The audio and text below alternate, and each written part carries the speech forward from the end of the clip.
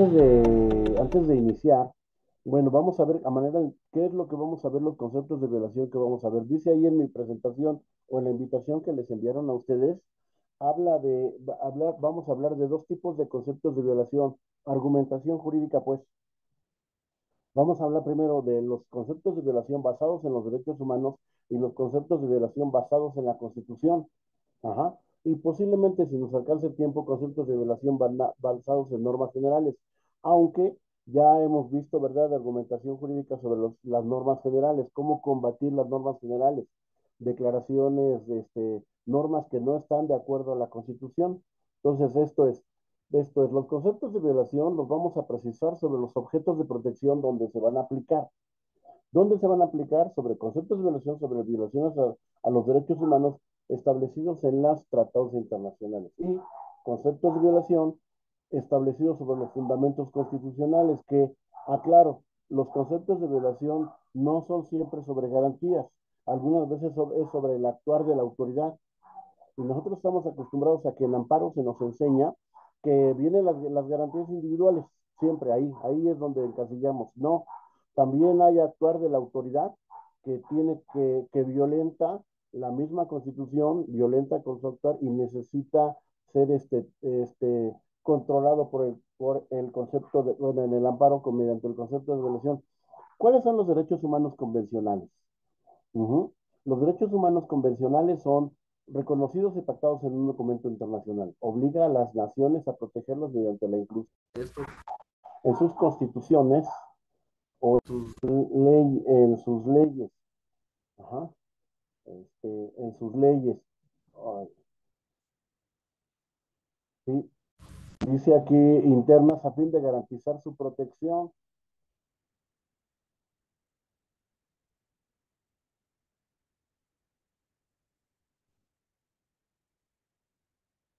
¿Ah?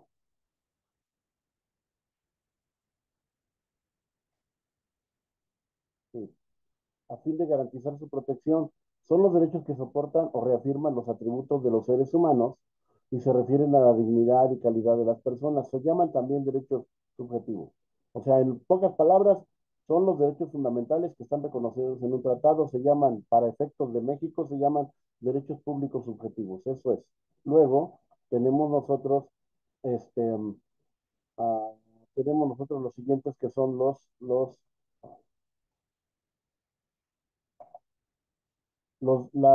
las violaciones a esos derechos humanos. Son las conductas que contravienen los derechos inderogables, los derechos estos derechos humanos como la vida, integridad personal, dignidad, libertad, por tratados, pero son reconocidos también, o sea, es la consecuencia jurídica de los derechos humanos. Nosotros debemos de pensar que siempre un derecho humano trae una consecuencia jurídica, en el ámbito nacional o internacional, en el ámbito de la persona. Entonces, cuando el derecho humano se violenta, acarrea una consecuencia jurídica. En este caso, dice aquí, puede constituir crímenes de lesa humanidad y esos crímenes de lesa humanidad se pueden ejemplificar de muchas maneras. Ojo, yo nada más estoy hablando ahorita la parte penal, en la parte penal de del derecho humano, en la parte penal, porque hay muchos, hay derechos civiles, hay derechos políticos, etcétera, derechos sociales. O sea, hay tanto de los derechos humanos que si lo abarcáramos todo, pues la verdad tendría que ser una sesión de derechos humanos en materia penal, una sesión de materia de derechos humanos en materia civil y otra en materia de derecho social y otra en materia de etcétera. Pero aquí lo estoy enfocando a lo penal porque también, desde luego, pues vamos a ver el ejercicio que veamos con respecto a estos derechos humanos que tienen que ver tanto civil como penal. Serían la tortura, otros tratos o penas crueles, inhumanos o degradantes, por ejemplo, una ejecución extrajudicial, una desaparición forzada, violencia contra las mujeres. Entonces, los derechos humanos tutelan las libertades para que no haya violación de los derechos humanos, pero las hay de esa violación de los derechos humanos. Aquí están, pues digámoslo así, los instrumentos que tutelan las violaciones graves a los derechos humanos.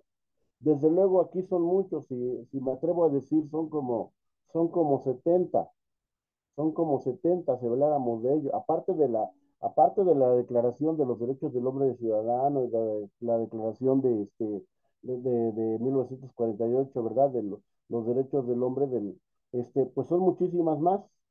Ajá. Entonces yo los menciono por citarlos. Pacto Internacional de los Derechos Civiles y Políticos, la Convención Americana de los Derechos Humanos, o el famoso Pacto de San José, la Convención sobre la Tortura y otros tratos de penas crueles o inhumanos o degradantes, el Estatuto de Roma de la Corte Penal Internacional, la Convención Interamericana para prevenir, sancionar y erradicar la violencia contra la mujer, la Convención Internacional para la protección de todas las personas contra la desaparición forzada, el Código de Conducta para funcionarios encargados de hacer cumplir la ley, fue adoptada en México en 1979. Y vean, aquí de estas siete convenciones sobre derechos humanos, se van a desprender los conceptos de violación. O sea, al final, nosotros tenemos bastante argumentación jurídica, bastante fundamento jurídico como para argumentarlo en vía de amparo. Y es que nosotros algunas veces cometemos el error como abogados de enfocarnos solamente a la Constitución. Siempre lo he dicho, nos enfocamos a la ley, al Código Penal.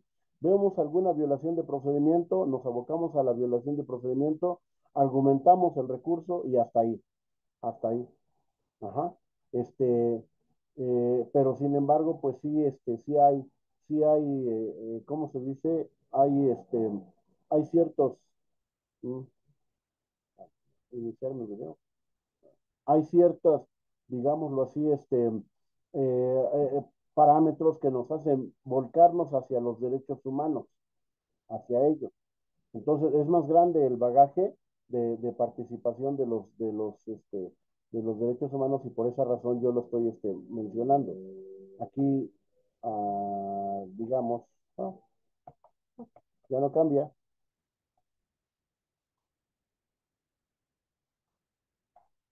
dice allá. Luego, violencia sexual, digamos, violencia sexual y discriminación de las mujeres, es el derecho humano, nada más que ahora ya lo estamos focalizando. Tiene perspectiva de género, pues se realiza como forma de sometimiento y humillación, intimidación, violentando la autonomía de la mujer. Una forma de extrema discriminación agravada por situaciones de especial vulnerabilidad, como la pobreza, la niñez, la pertenencia al grupo indígena, grupo cultural, etcétera. Siguiente, ¿qué son los derechos humanos? Perdón, ¿qué son los derechos públicos o garantías constitucionales? Ya terminamos hasta este momento una semblanza breve de los derechos humanos.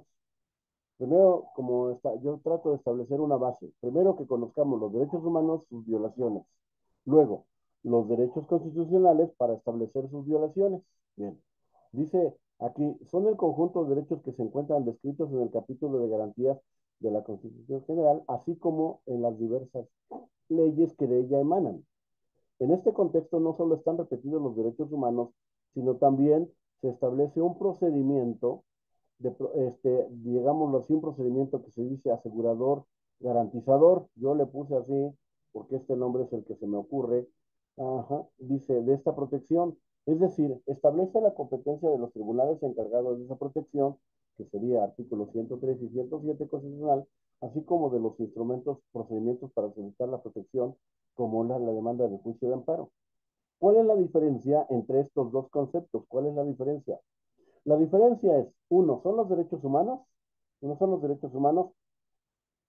pero no tenemos en México un procedimiento de protección de los derechos humanos. ¿O es verdad? Sí, a lo mejor sí existe. Les voy a decir cuál es.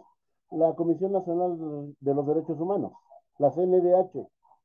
Y también, aparte de ello, también, desde luego, pues habla las comisiones de derechos humanos de cada entidad. Pero ¿qué hacen estos órganos que son autónomos? ¿Qué hacen? Emiten recomendaciones. Ajá. Regañan a la autoridad, incitan a la autoridad, al órgano, para que diga, oye, revisa lo que estás haciendo porque en el orden jerárquico, tus subalternos no están haciendo bien las cosas, así que te recomiendo. Pero no hay una orden, solamente es una recomendación. Entonces, lo que estamos viendo es que la Constitución, a fin de garantizar, establece no solamente esas garantías, esa repetición de los derechos humanos los jala hacia la Constitución, pero también establece procedimientos garantizadores o aseguradores de esa protección. Entonces, ¿cómo hace? Bueno, hace este tribunal, crea tribunales, crea toda una institución denominada amparo para que sea la exclusiva de encargarse a la protección de esos derechos, tanto humanos como constitucionales. Ajá. Entonces tenemos dos partes que nos van a ayudar a la protección de los derechos humanos y desde luego las garantías, pero por vía de nuestra demanda de amparo y dentro de la demanda de amparo nuestros conceptos de violación, lo que nosotros argumentamos como tal. Ujú. Este, pues en el amparo indirecto, el artículo 108, la procedencia, la quita un poquito. Elaboración. ¿Cómo podemos nosotros, vamos a elaborar esos conceptos de violación? A ver, Maestro, discúlpeme la interrupción, sí, maestro, perdón. adelante. Eh, no podemos ver su cámara, maestro. Parece que está encendida, pero está todo negro. No sé si nos pudiera apoyar con la cámara, si es tan amable, por favor. Mm, mm, lo que estoy pensando es que la cámara conectada, a ver, la voy a quitar, ¿ya se ve? Ya. Listo, maestro, claro. Sí, pero ya se ve, es que tengo la cámara conectada, pero no sé qué esté pasando, la está brincando, por eso. Entonces voy a quitar la cámara y ahora sí ya nos vemos. Y Perfecto, maestro. Adelante, maestro, por ¿se ve la favor. presentación? Sí, maestro, sí la vemos. Ah, Adelante. bien. Decía hace un momento, decía, ¿cómo vamos nosotros cómo vamos nosotros a establecer conceptos de violación? Conceptos de violación. Hasta este momento, ya en otras ocasiones habíamos hablado de qué cosa eran los conceptos de violación. Ajá. Y dijimos voy a adelantarle, ¿verdad? Voy a adelantar los conceptos de violación. Creo que lo adelanto acá. Mm, en el artículo 189 nos dice que en todas las materias se privilegia el estudio de los conceptos de violación de fondo y de forma, de fondo, de procedimiento y forma. Los conceptos de violación son, recordando aquella sesión, y para los que no estuvieron, pero recordando, los conceptos de violación son los argumentos que realiza el abogado, porque el quejoso no los hace. Nosotros decimos los argumentos que realiza el quejoso, pero el quejoso luego no sabe de derecho. Los argumentos que realiza el quejoso, el peticionario del amparo, calificado técnico, y es los que, de acuerdo al análisis jurídico que él hace, tanto del acto reclamado como de la Constitución, como de los derechos humanos, como de la ley, argumentando que ese acto reclamado es violatorio de su esfera de derechos. Esos son los conceptos de violación. O sea, en otras palabras, a mi juicio, ajá, yo digo a mi juicio, a mi concepto se está violentando la ley en mi perjuicio. Esos son los conceptos de violación. Y tenemos nosotros, pues, los tipos, ¿verdad? De fondo, de procedimiento y de forma. Así estamos repasando rápido porque, una diapositiva que hace un momento dije, hoy en día los conceptos de pedir, anteriormente se establecía que los conceptos de violación debían de llevar un silogismo y sigue estando el silogismo, nada más que ahora está un poco más sencillo, pero no menos complejo. ¿Cómo se hace ese silogismo? Que quede claro en todo ese silogismo, que quede claro la causa de pedir, o sea, como dice aquí, la causa de pedir, la lesión y agravio que el quejoso estima le causa el acto de autoridad y los motivos que originaron. Si ustedes se dan cuenta, ahorita tenemos un silogismo de 4 parámetros. Número 1, la causa de pedir. Número 2, la lesión o agravio. Número 3, el acto reclamado. Y número 4, los motivos que originaron ese agravio. Vean, o sea, ¿cómo podemos hacer un silogismo de todo ello? Es enorme, enorme. Pero sí podemos, sí podemos. Y de hecho yo quisiera, si hay mujeres, ¿verdad? No alcancé, me parece que hay una mujer, perdón que lo diga, ¿verdad? Porque ahorita ya tengo la pantalla completa, pero si hay mujeres aquí en el grupo, para que vean, vamos a hablar de dos ejemplos, de agresión hacia uno en una mujer en el metro, cómo la autoridad le violenta sus derechos humanos porque hizo muy larga la expedición de la justicia, demasiado larga, o sea, como 5 o 6 horas, y sufrió agresión psicológica nada más por hacer una denuncia. Y la otra, vamos a ver un fenómeno que está ahorita, pues no fue tan importante como la reforma judicial, perdón que lo digas, ¿eh?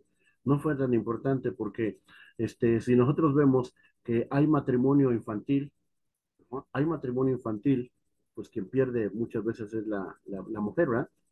Hay matrimonio infantil y en el mundo.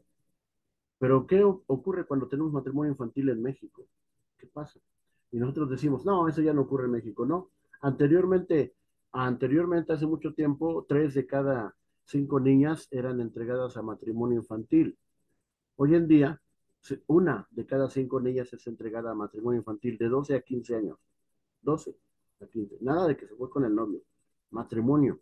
E incluso por un pago, por muchas cosas. Entonces, ese es uno de los ejemplos que vamos a ver y les voy a pedir participación para que veamos. Aquí tengo yo el material. Entonces, causa de pedir, lesión o agravio, este, el acto de autoridad y el motivo que originó. Todo eso debe de estar en el concepto de violación.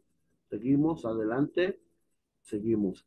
Debe de tener una prelación lógica. La prelación lógica quiere decir que debe de más o menos de haber una unión entre el daño causado, entre el delito, ajá, el daño causado establecido ya sea en el derecho humano, la Constitución o en la ley, ajá, y la consecuencia, la conclusión. Eso significa la prelación lógica. También dice aquí, los conceptos de violación constituyen un requisito esencial para la presentación de la demanda de amparo. Son las manifestaciones razonadas que el quejoso debe exponer en contra de los motivos y fundamentos del acto reclamado.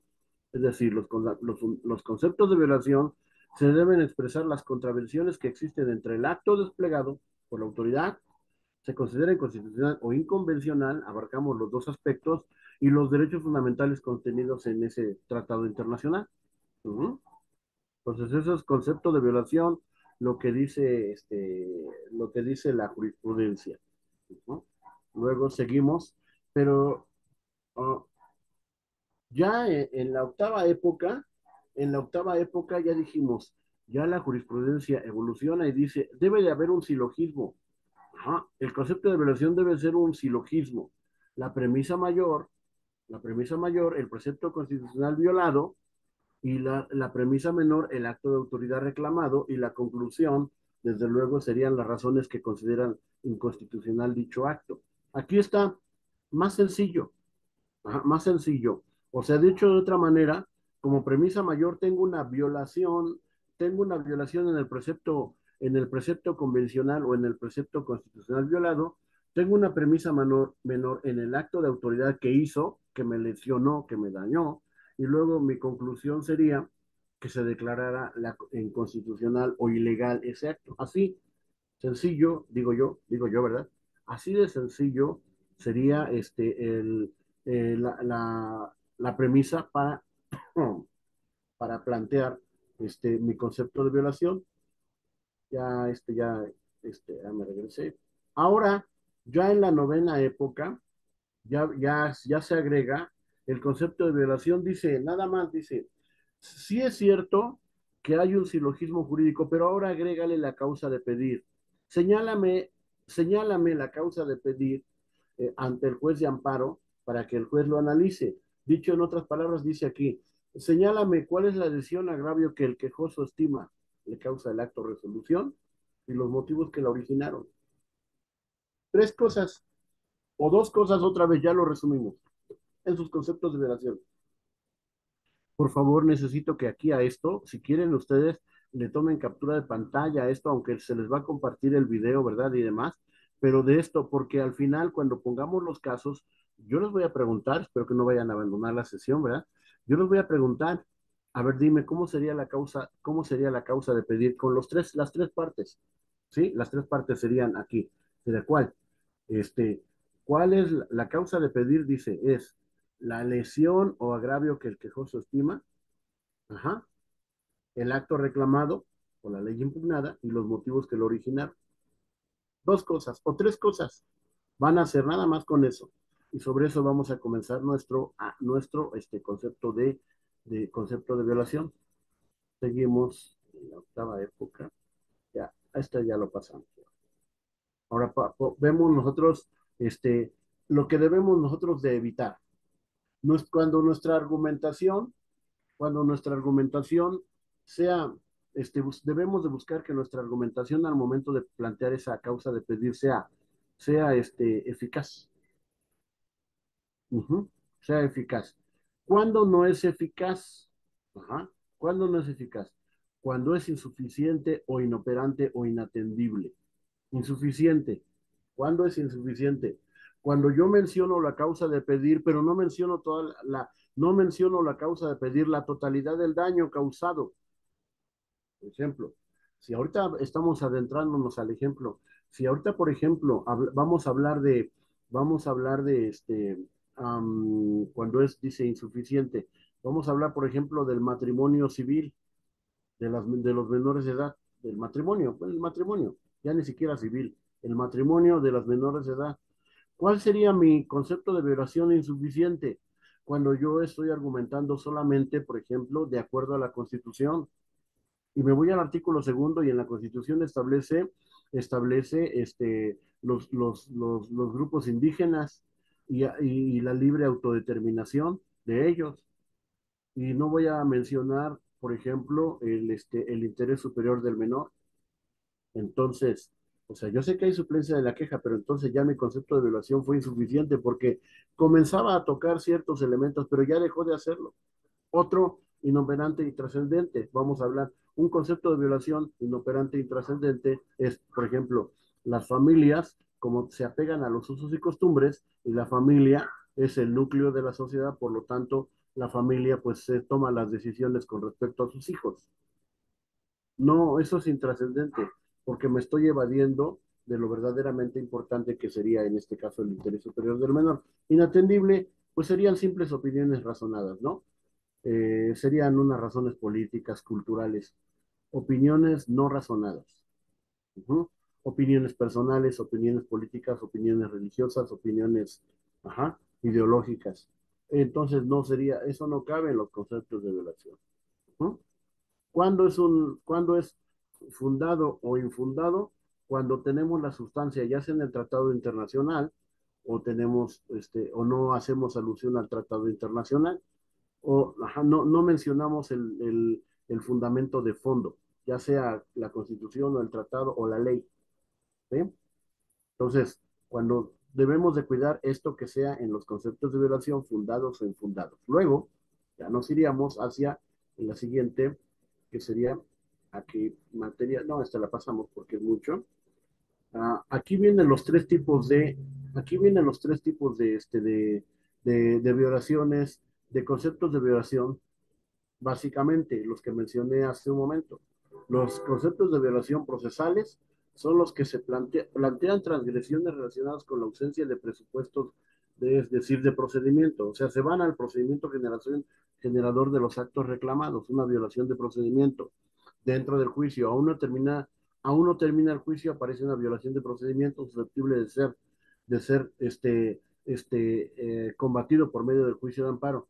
No negamos que haya los recursos, hay recursos, desde luego, que se deben de hacer valer, pero también la ley de amparo, recuerden que para el amparo indirecto menciona cuáles son los efectos de las violaciones de procedimiento que se pueden hacer valer y que desde luego si se dejan hasta el final atendiendo al principio de definitividad, pues podrían correr el riesgo de que ya no tengan solución. Ajá, y se quedaría sin materia el amparo. Luego vienen los conceptos de violación de índole formal, aquellos que al momento de pronunciarse la resolución o acto no atañen directamente al estudio realizado sobre las cuestiones sustanciales o de fondo, ni tampoco a los presupuestos procesales o infracciones cometidas durante el desarrollo del procedimiento, sino que se refieren a vicios concernientes a la resolución, es decir, vemos nosotros violaciones de forma, pero no de fondo. Unos son los procedimientos, otros son la forma. Uh-huh. No se notificó, no se señaló a las personas. Ajá. Las fechas fueron las inadecuadas. Uh-huh. Los montos fueron inadecuados. Entonces son vicios formales que se pueden corregir y que algunas veces operan más para las violaciones, como dicen por ahí, ya de ejecución o de aclaración de sentencia, pero que todavía algunas son susceptibles de amparo. Luego ya tenemos al final los conceptos de violación al fondo. Dice aquí, las cuestiones se estiman aquellos mediante las cuales se combaten las consideraciones del acto reclamado relacionadas directamente con los aspectos sustanciales. Tenemos tres elementos para plantear nuestros conceptos de violación. Uh-huh. Violaciones de forma, perdón, violaciones de procedimiento, violaciones de forma y violaciones de fondo, que son estos últimos.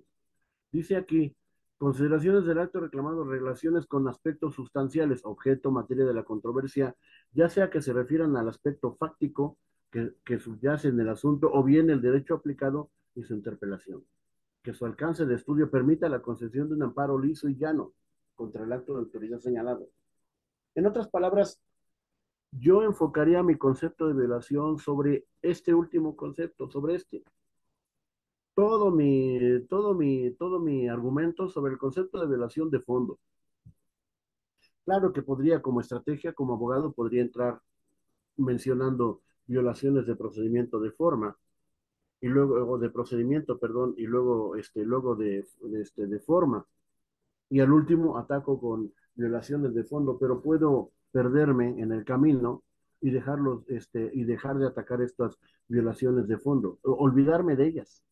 Por ejemplo, otra vez, otra vez voy a poner el ejemplo que vamos a ver al final y ahorita, que vamos a ver en el matrimonio de niñas, de niños, matrimonio que se hace en algunos pueblos indígenas, ¿no? Vamos a poner cuál sería una violación de forma, cuál sería una violación de fondo, perdón, una violación procedimental, cuál sería una violación de forma y cuál sería una violación de fondo.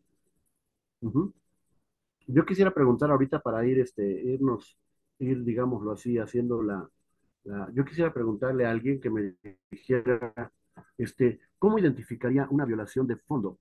Estamos hablando de primero tienes que identificar el acto reclamado, el acto violatorio de los derechos humanos de las garantías.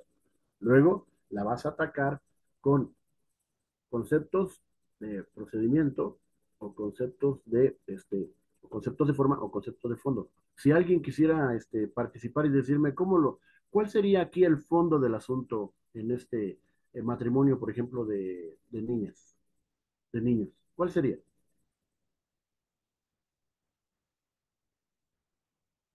¿Nadie? ¿Verdad? ¿No hay? No sé. ¿Alguien que dijera?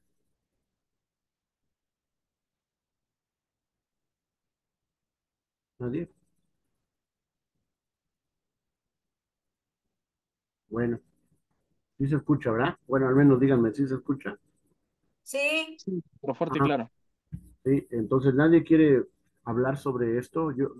Van a ser varios ejemplos, pero si estamos hablando de que en México tenemos matrimonio de niños, de menores de edad, en algunas etnias de nuestra República Mexicana, y te contratan a ti como abogado, ajá, ya sea de la Comisión de Derechos Humanos, ya sea porque una tía tiene un familiar allá y dice que a la sobrina la van a casar, ¿y tú qué vas a hacer? Aparte de que vas a querer ir por ella hasta allá y te la vas a traer aquí, ¿qué vas a hacer con esa práctica? ¿Mm? Bueno, si alguien quiere, voy a seguir con la sesión, porque al final de todos modos yo espero que sí participen, porque esa es la intención. La intención es taller, no es solamente mi ponencia, taller. Quiero que lleguemos a redactar cómo serían nuestros conceptos de violación. Bien, luego seguimos con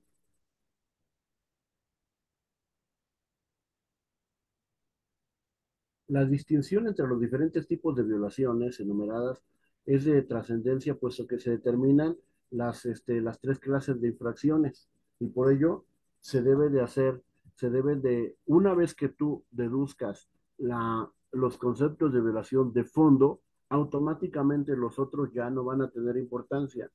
No porque lo demás no sea importante, sino porque ya le diste a entender al juez cuál es lo importante del asunto al momento de elaborar tus conceptos de violación. como dicen por ahí, ya le diste al clavo, atraes la atención del juez de amparo. Ya con eso el juez de amparo dice, no, ya entendí qué es lo que quiere, qué es lo que le daña. La causa de pedir está más que explicada. Lo demás son cuestiones de forma, eso lo corregimos. Que son cuestiones de procedimiento, lo hizo antes o después, no importa, pero ya le entendí qué es lo que quiere. Eso es lo que dice aquí este párrafo.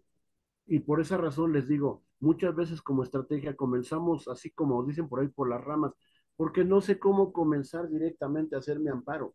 Comienzo, elaboro mi demanda, pongo mis requisitos, ¿verdad? Del artículo 108, del artículo 170, pongo mis requisitos ahí que tiene que ver con, de la ley de amparo, mis requisitos como el nombre y domicilio del quejoso, del tercero interesado, de las partes, y todo ello, pongo yo las fechas, pongo lo que me pida, los antecedentes del acto reclamado, pero, yo no voy al fondo, o sea, la crema innata del amparo va a ser tus conceptos de violación y la crema innata de los conceptos de violación son los argumentos de fondo, porque una vez que tú atraigas la atención en tu amparo con esos argumentos de fondo, automáticamente el juez va a dejar lo demás y te va a poner atención a eso. Y si no te resuelve lo de procedimiento, no importa. Y si no te resuelve sobre vicios formales, tampoco importa. Pero sí te va a resolver sobre el fondo. Por esa razón es mi interés. Por esa razón es mi interés de que nos vayamos a los conceptos de violación, que quede muy bien, muy claro este. Entonces, pre, también, aparte de eso, en el concepto de violación no se nos olvide que debe de prevalecer el principio de mayor beneficio. Esto implica analizar el primer orden del concepto de violación que trascienda, no solamente que sea el del fondo, sino el concepto de violación que tenga mayor beneficio al quejoso, el que ataque más netamente el acto reclamado, el que ataque más netamente, el que viole más netamente el que combata más netamente la violación de la ley, de la norma. Ese es el que, ese es el que voy a hacer. Si no, ¿cómo voy a resarcir? Voy a resarcir, diría el juez, voy a resarcir al quejoso, pero no le voy a cubrir toda su esfera. Voy a mencionar ahorita, otra vez con el ejemplo que espero yo, si hablamos de las menores de edad, hablamos de las menores de edad que son entregadas a matrimonio. Yo posiblemente, a ver, pues que se establezca, digo, una omisión legislativa, que establezca la autoridad, establezca los procedimientos, los mecanismos para que no permita la, este, el matrimonio infantil. ¿Qué va a hacer la autoridad, por ejemplo, municipal? Va a decir, yo no tengo capacidad para prohibirlo. Es más, el mismo presidente municipal es el que permite esto, presidente municipal, ¿eh? Entonces, y como aquí nos guiamos por usos y costumbres, pues entonces quedó la ley en letra muerta.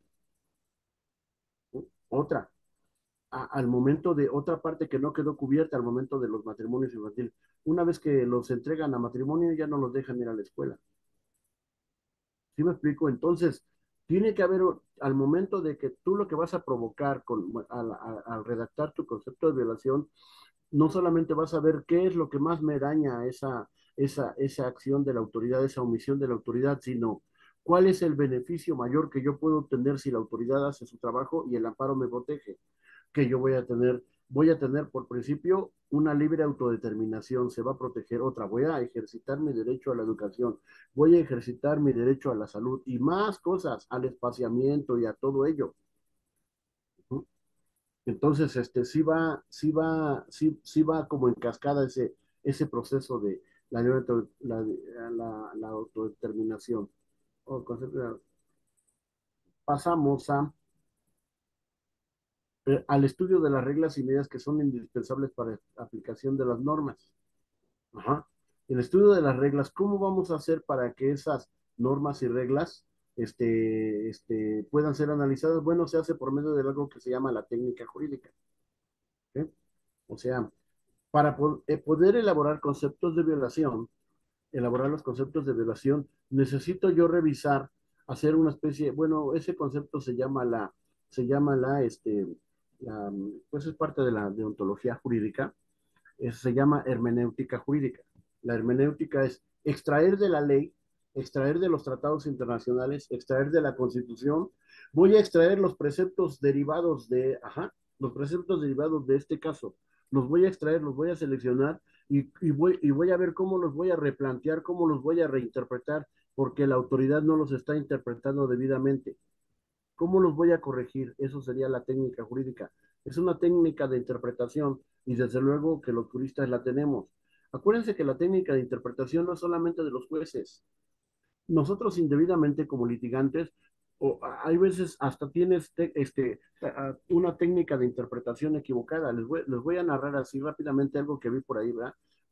Que encontramos luego en internet. Así, dice un juez, le dijo un juez a una persona de una etnia, de un grupo étnico, le dijo, yo no te puedo considerar, no te puedo considerar, bueno, en otras palabras, y resoluciones, digo, yo no te puedo considerar como miembro del grupo étnico.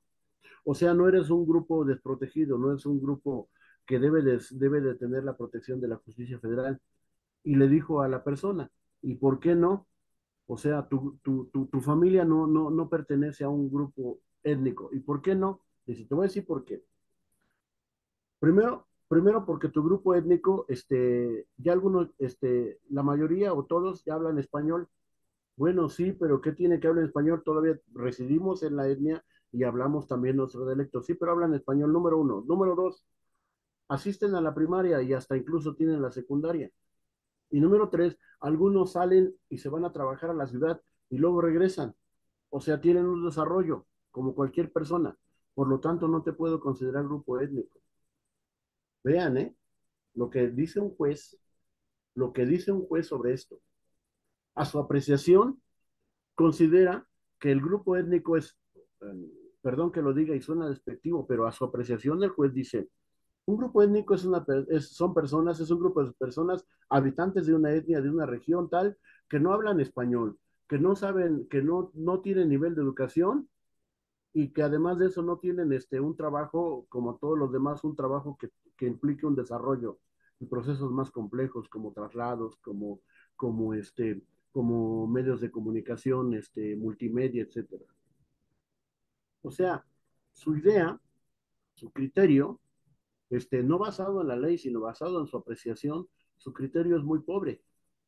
Entonces, ¿qué necesitamos hacer? Bueno, pues necesitamos definir cuál sería el criterio que el juez debe seguir. Entonces, por eso es que la técnica jurídica y por eso es que de ahí, de la técnica jurídica, vamos a utilizar esa herramienta de interpretación, de extracción que se llama la hermenéutica. Extraer lo que dice la ley, extraer lo que dicen los derechos humanos.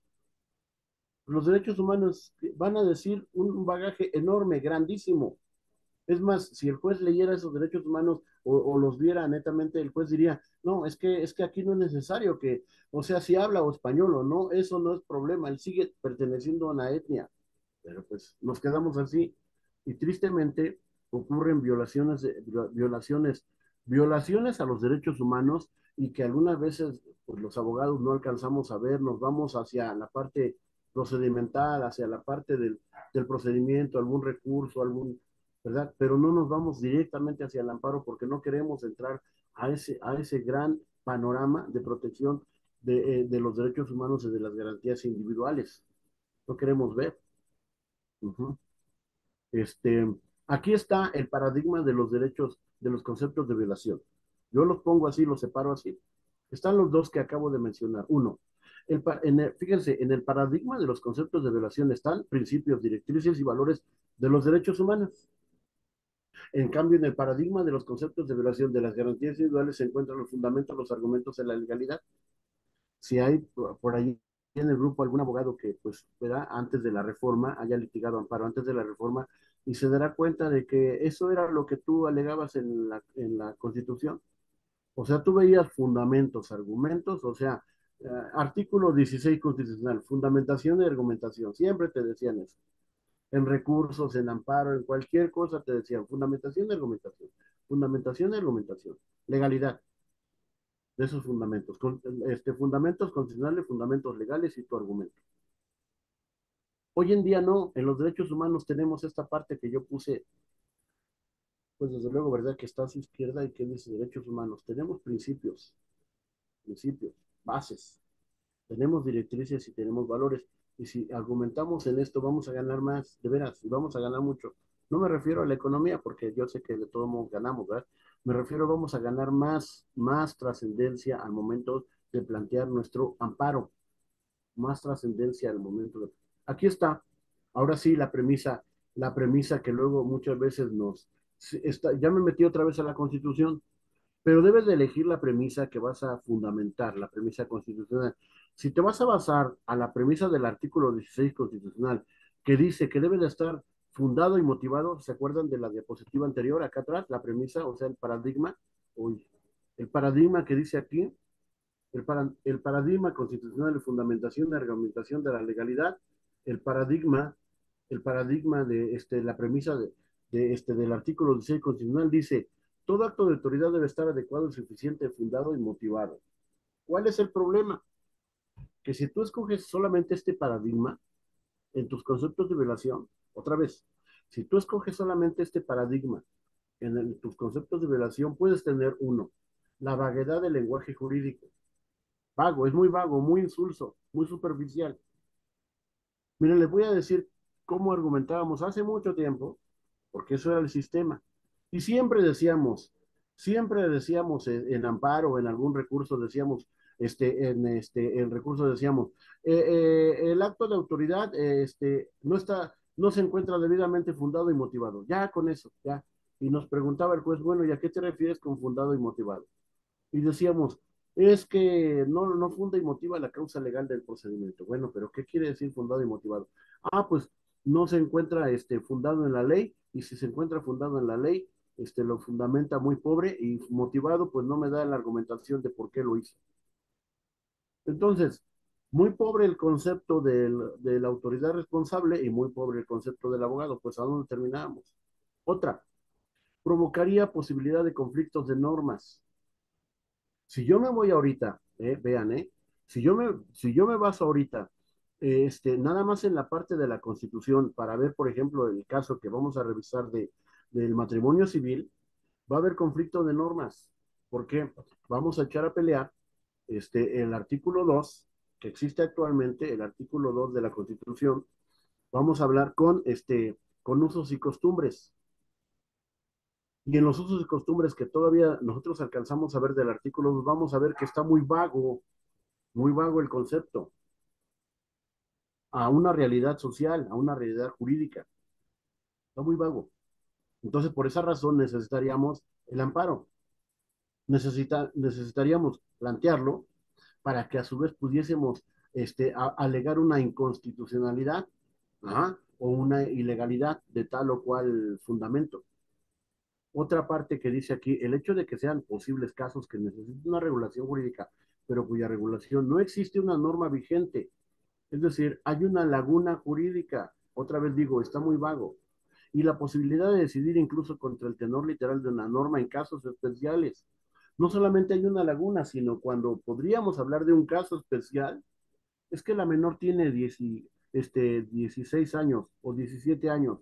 Bueno, ya puede decidir por sí misma, desde luego, con el permiso de los padres.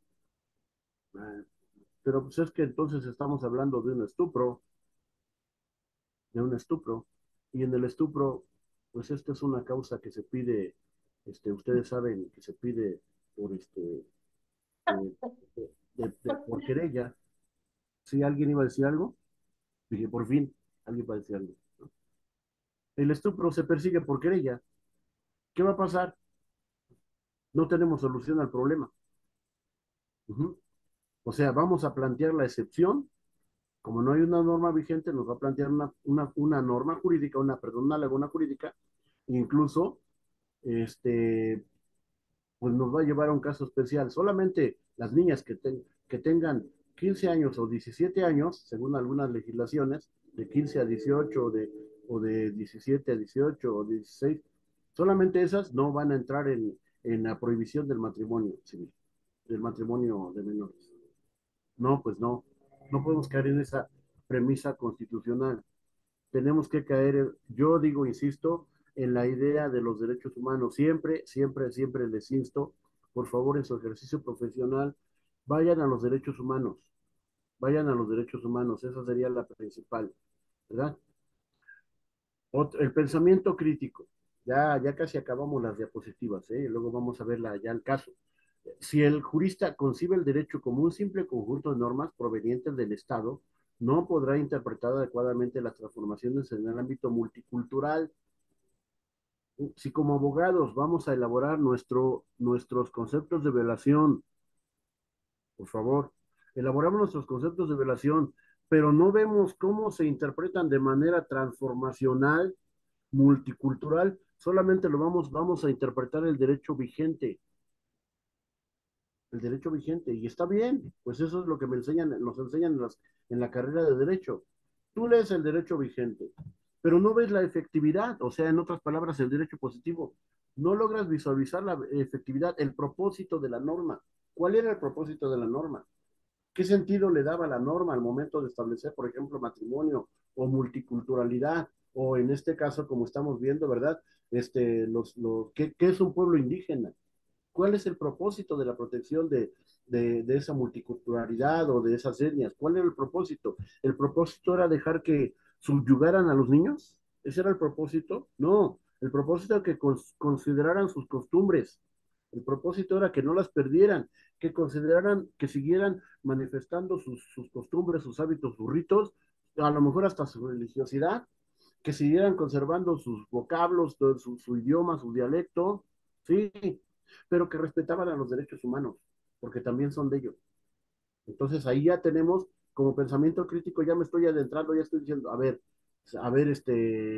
ley, lo que estás diciendo, ley, estás mal. A ver, señora autoridad, tu autoridad municipal, estás llevando a las niñas a que se casen, no está bien.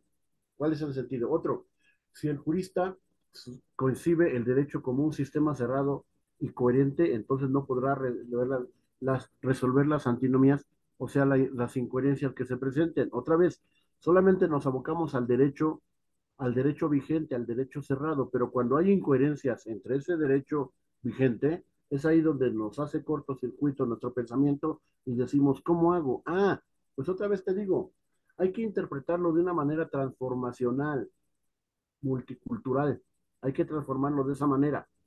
Otro punto, si el jurista considera que es su deber ajustarse a la ley, a pesar de los mandatos constitucionales, y yo digo ahí se me olvidó poner constitucionales y convencionales, entonces no podrá hacer evolucionar la interpretación funcional. Ojo, si al momento de hacer de elaborar nuestros conceptos de violación, al momento de elaborar nuestros conceptos de violación, nosotros decimos que nos debemos de ajustar nada más a la Constitución, lo que diga la Constitución, y no consideramos la Convención, no consideramos el derecho humano en toda la extensión de la palabra, mi interpretación no va a funcionar, no será funcional, no será sistémica. Luego, ya la última recomendación de esta diapositiva del pensamiento crítico, hay que generar nuevas ideas, hay que resolver problemas mediante interpretaciones que nos den nuevas conclusiones. Es decir, hay que atreverse a establecer nuevas premisas, ¿no? Para que mi conclusión sea nueva e incluso pues lleguemos, espero no ocurra esta cuestión, ¿verdad? Espero todavía alcancemos la primera o la segunda sala de la Suprema Corte de Justicia, que pues se supone de que por ahí con la reforma pues hay, ¿verdad?, riesgos. Pero eso porque ahí es donde nos da no solamente mayor credibilidad como abogados, porque estamos entrando al máximo tribunal, sino también de que estamos convencidos de problemas, sino también pues nos va a dar prestigio, nos va a dar prestigio. Yo les insto, ¿verdad? Siempre a que entremos en ese nivel. Esto que está aquí, esto es, para mí, ¿verdad? Esto es básico para hacer conceptos de violación, pero como no hemos aterrizado en ello, pues a lo mejor lo vemos así como, está muy bien. No, de veras pongan atención y verán que ahorita vamos a comprender muy bien el otro concepto. Aquí está ya el razonamiento deductivo para elaborar los conceptos de violación. Uno, razonamiento deductivo lo vamos a hacer mediante dos premisas, es la lógica jurídica. La lógica jurídica nos viene en la premisa mayor, en la premisa menor y su conclusión. Desde luego, hay cosas más complejas, pero lo vamos a hacer de esta manera, sencillo. ¿Qué es la premisa mayor? Es el supuesto hipotético del derecho humano, la Constitución, es lo que dice el derecho humano, premisa mayor. Lo más importante es la ley, lo que me diga el derecho humano, ¿verdad? O la Constitución. Por ejemplo, ¿qué es lo importante? La libertad. ¿Qué otro derecho humano como premisa mayor? La igualdad. ¿Qué otro derecho humano como premisa mayor? La salud. ¿Qué otro derecho humano como premisa mayor? El sano desarrollo psicosexual, psicosocial, premisa mayor. ¿Sí me explico? Luego, la premisa menor, dice aquí, es el hecho o hechos vulneradores. ¿Cuál sería la premisa menor? Que las autoridades están permitiendo que se realice el, este, el, los matrimonios de menores, de niños menores. ¿Y cuál sería mi conclusión en mi concepto de violación?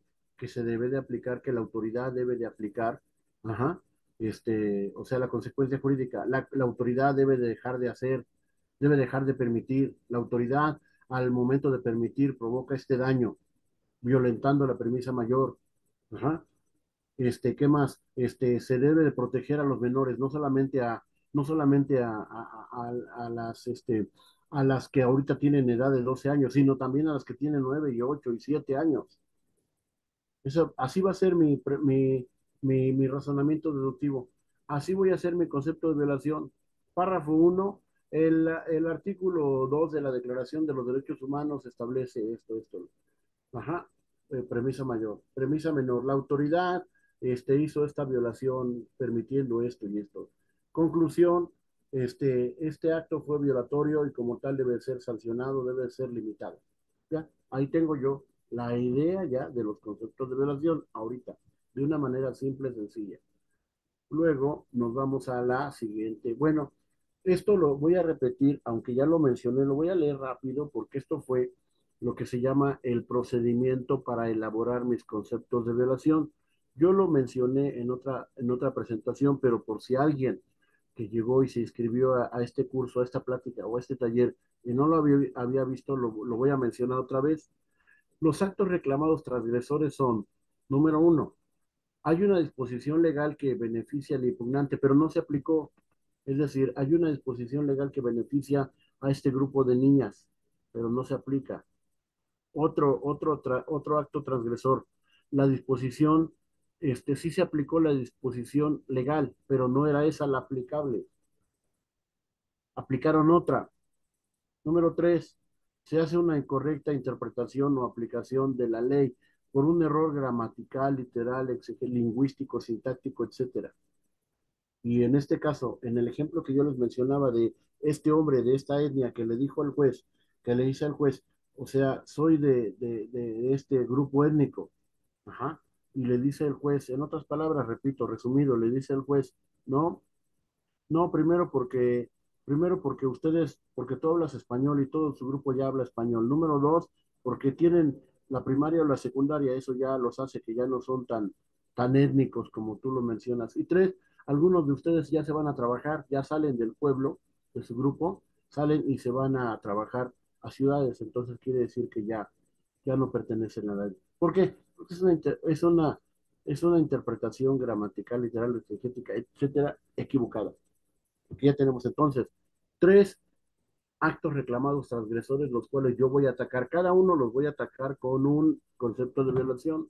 Luego, ¿cómo elaborar conceptos de violación? ¿Cómo extraerlo? Bueno, otra vez, de tu texto, ¿sí? De tu texto, que tú tengas de tu demanda, de tu sentencia, de tu violación de procedimiento, extrae. Primero, identifica la violación de la norma. Ajá. De tu sentencia que tengas, de tu caso que tengas, ¿no? De tu carpeta de investigación, de tu juicio que tú llevas, civil, mercantil, del que sea, identifica la violación. Ajá. Y comienza a notar ahí en la violación que tú ubicas, comienza a notar cuáles serían los argumentos que tú dieras para cada uno, para cada concepto. Por favor, esto lo van a hacer ahorita con el ejemplo que les voy a pasar. ¿Cuáles serían los argumentos que constituyen esa violación? Ajá. Y a ese conjunto de argumentos, asígnale por favor un número. Argumento uno, aquí yo pondría que tratan a las mujeres como objeto. Número dos, aquí yo pondría que que no hay ninguna garantía porque de legalidad porque el presidente municipal participa en esa, ajá, participa en ese permiso de, ajá, de autoridad. Y así sucesivamente sería. Luego señalaría cuáles son las distintas otras violaciones que yo encontraría. Acuérdense que aquí vamos a poner todo. Voy a enumerar las violaciones.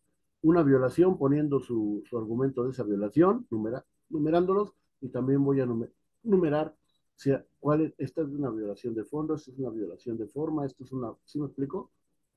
Así voy a numerarlas todas.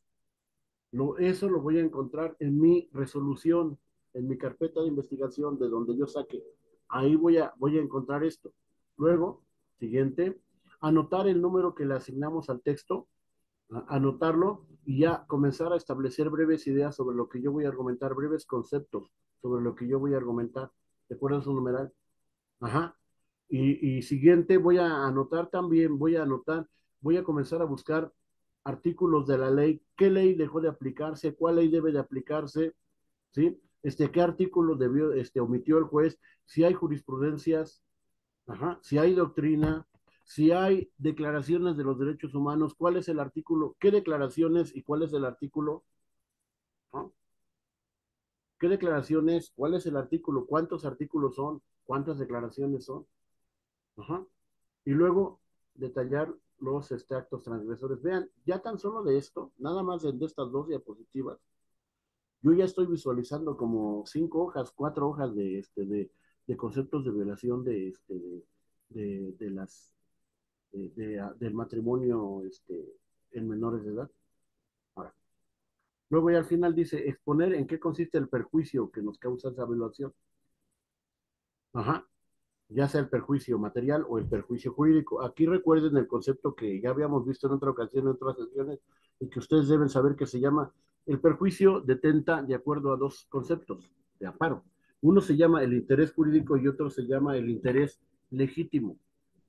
Ajá. El interés jurídico es el que denota el perjuicio directo, las niñas, y el otro es el interés legítimo. Yo como persona, como miembro de un grupo X, un colectivo, ¿qué es lo que voy a hacer? ¿Cómo voy a argumentar? Entonces yo tengo que detallar ese perjuicio. ¿Cómo lo podría hacer? Si, porque la niña dice, es que mi papá me lleva, me dijo que ya me van a casar porque, me van a llevar a casar porque, pues nos van a dar algunas vacas, algunas borregas y nosotros tenemos que comer, entonces yo me tengo que casar. Sí, eso es la causa de la violación del acto que provoca el acto de autoridad, la lesión que provoca ese acto de autoridad. Pero no nada más hay ese. Hay muchísimos. Está el material, propiamente eres menor de edad y te van a llevar a otra casa, y también está el jurídico.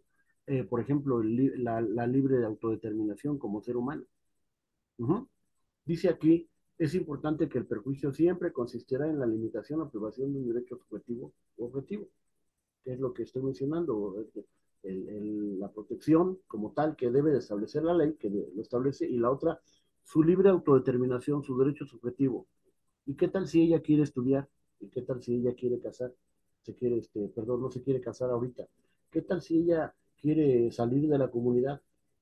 Bueno, tantas cosas, pero eso es su derecho subjetivo. Y ya, lo que debió de hacer la autoridad, hay que poner énfasis en el actuar de la autoridad dentro de un marco de legalidad, constitucionalidad y convencionalidad. Es decir, hay que llevar a la autoridad a decir, oye, tu autoridad, esto es lo que tú debes de hacer. Oye, autoridad de amparo, dile a la autoridad que esto es lo que dejó de hacer. Autoridad de amparo, dile que esto es lo que debe de hacer. Autoridad de amparo, dile que violentó la norma. Autoridad de amparo, dile que desconoce la norma. Ajá. Eso es lo que, o sea, tú ubica la autoridad responsable, ubícala en un plano legal, en el plano que no hizo, que él dejó de hacer, y también robustece con la autoridad de amparo, díselo para que también la autoridad de amparo lo someta en esa resolución de amparo. Aquí dice en qué consiste el acto restitutorio, su fundamento legal y los motivos por los cuales se da la violación. No solamente es la protección, sino también la restitución, lo que buscamos con el amparo. Y esos conceptos de violación nos van a servir para este motivo. Bien, ya, ahora sí, ya terminamos la presentación, ¿sí? ¿Alguien tiene alguna duda, por favor? ¿Alguien tiene alguna duda de lo que vimos para presentar otra cosa? Voy a presentarles el caso. Sí, adelante, licenciado, es que no veo aquí en el chat, porque no puedo entrar, no sé qué hice. Buenas noches, maestro. Buenas Yo noches. tengo una duda, sobre el aspecto que usted está mencionando, el caso que menciona sobre el matrimonio de una menor, bajo el principio de definitividad, ¿qué no sería primario, promover un juicio de nulidad de matrimonio sobre el tenor de que existe un acto jurídico que está viciado de nulidad por el consentimiento, que es un no consentimiento, no una nulidad relativa, sino es absoluta, dado el caso que es una menor de edad, no puede externar su consentimiento? Amén de ello, de todas suertes, una vez agotado ese principio de definitividad por los juicios debidos, ya se iría uno al juicio de amparo en virtud de, obviamente, las violaciones sobre los tratados de la Convención de los Menores de Edad, para efecto de luego de postergar sobre la Constitución, sobre el artículo cuarto de la Constitución, la defensa del interés superior del menor o de la niñez, ¿no? Ujú. Esa es mi duda. ¿No sería primario en ese caso que usted externa, sería primero promover un juicio sobre la nulidad de matrimonio? No sé, mi exposición.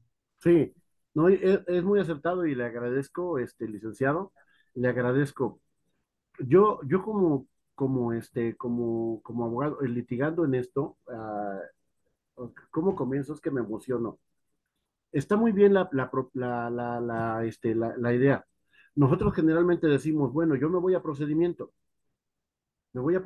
digo, hay en efecto, el Código Civil dice, hablamos de una nulidad absoluta, nos hace falta la voluntad del consentimiento para el matrimonio. Está muy bien, está muy bien. O sea, a ver, ¿qué tenemos? ¿Qué tenemos? Yo voy a echar a pelear, vamos a suponer, en la jerarquía de las normas, yo voy a echar a pelear así.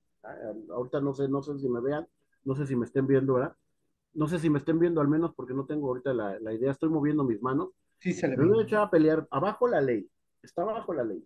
Y luego arriba está la Constitución, pero todavía en amparo, ojo, en amparo, no en Código Civil, en amparo está la Convención, es decir, los derechos humanos. Yo pregunto, ¿qué se viola? ¿Se viola la ley o se viola el derecho humano? Perdón, con todo respeto, licenciado, dígame, ¿qué se viola? ¿Se viola la ley o el derecho humano? El derecho humano. El derecho humano.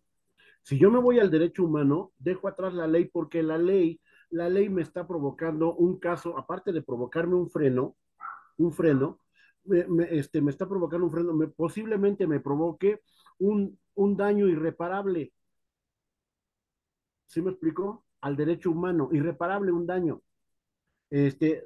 Toman a las niñas, se las llevan las entregan a matrimonio, está viviendo allá con él, ya hubo, por lo pronto yo ya digo, ya hubo una violación, porque desde el momento en que la niña no tiene voluntad para el matrimonio, tampoco tiene voluntad para, no hay ni consenso ni siquiera para su cuerpo, no hubo voluntad.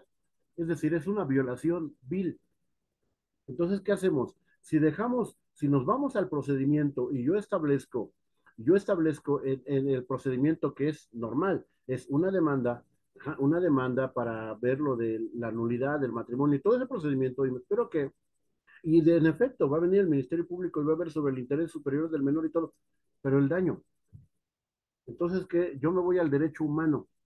Y el derecho humano, ya nada más por mencionar ese tratado internacional del interés superior del menor, en efecto, la autoridad luego, sin necesidad de juicio previo dice, cuidado, estás violentando el derecho humano de la menor. En ese momento, no me toques nada, no hagas nada, no me pidas juicio. No agotamos el principio de definitividad. Por eso es que siempre, a mí me emociona mucho, siempre que los abogados debemos de acudir más al amparo, porque si acudimos al procedimiento, corremos el riesgo de que tenemos que agotar las instancias, tenemos que agotar los procedimientos, porque eso es lo que nosotros sabemos, pero cuando vemos que el amparo desde arriba está protegiendo los derechos humanos, hoy en día vivimos en la convencionalidad, no vivimos en la constitucionalidad. Ya de por sí la constitucionalidad tiene errores, por eso yo los mencioné en un inicio.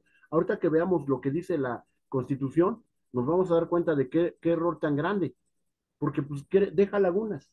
Entonces nos iríamos a la convencionalidad, y la convencionalidad, yo le aseguro, de veras, licenciado, si te voy a equivocarme así, que si presentamos nosotros un amparo viendo la práctica de esto, la práctica de esta, una práctica concreta, una práctica así, nos vamos al amparo, vamos a echar a pelear los usos y costumbres de los pueblos indígenas contra los derechos humanos de los menores.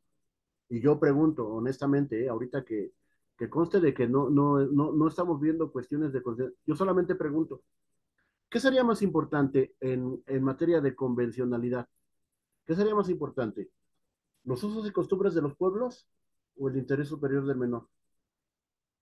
No sé, licenciado o alguien que... El interés superior del menor, aparte también del derecho humano, del derecho sexual. Muy bien. El libre desarrollo psicosexual. Y entonces, ahora sí, por excepción, porque es el principio, ¿no? Es el principio de relatividad del amparo, por excepción, vamos a proteger a ese menor o a ese grupo de menores o a esos menores, los vamos a proteger por vía de amparo.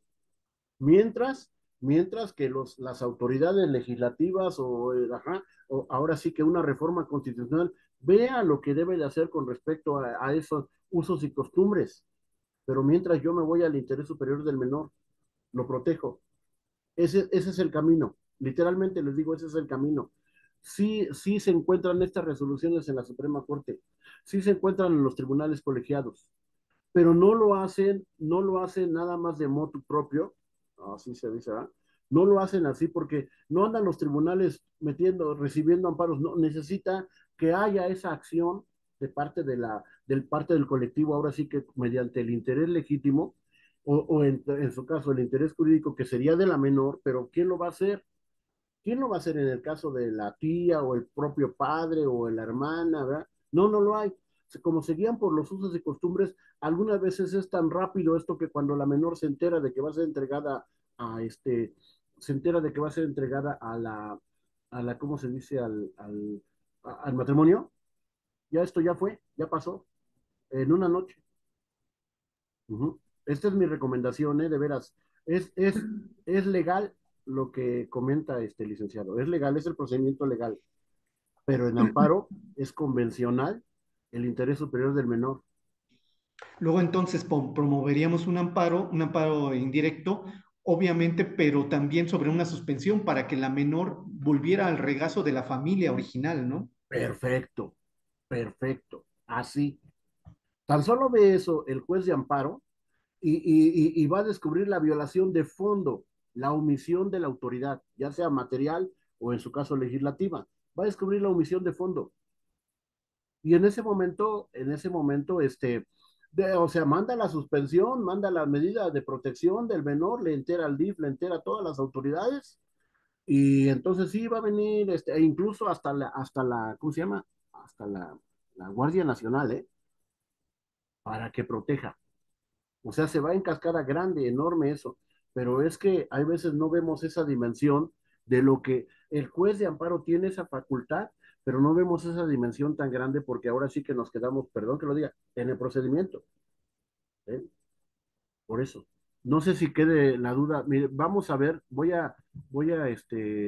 digámoslo así, que podamos ver ¿cómo se dice? En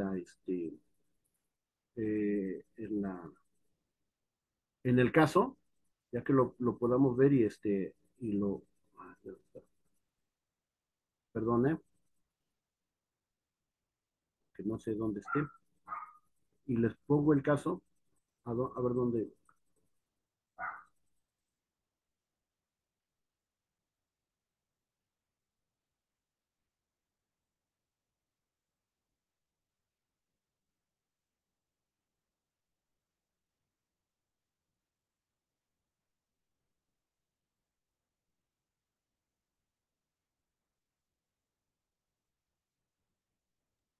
Maestro, mandé.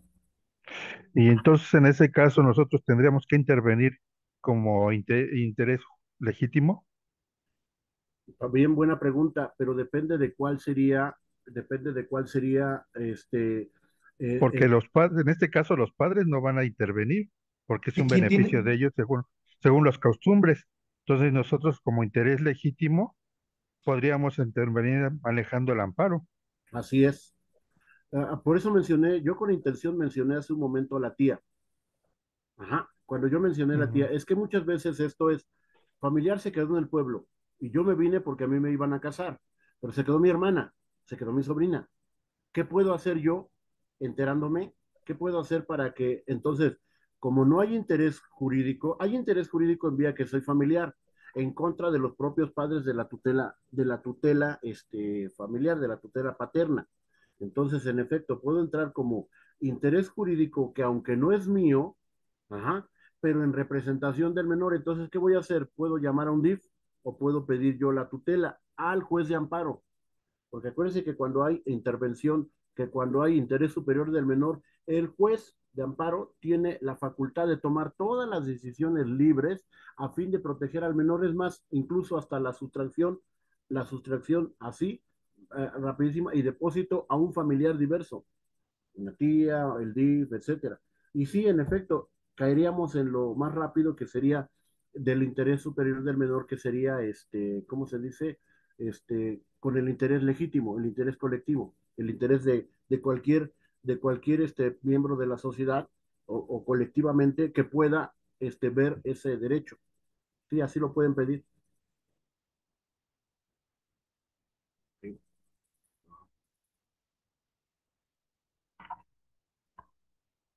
Mm,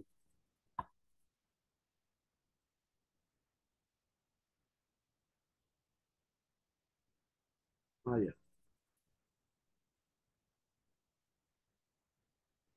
Licenciado Rodrigo, ¿cómo le hago? Porque no puedo ver. ¿Dónde está Rodrigo? A sus órdenes, maestro. Dígame, por favor. Ah, pues ya sé, porque estoy compartiendo, ¿ah? Ah, ya. Es que no encuentro mis. Aquí está, ya. No, ya encontré. Ya encontré. A ver, vamos a poner.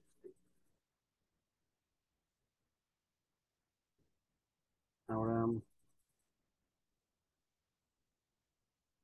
Zoom.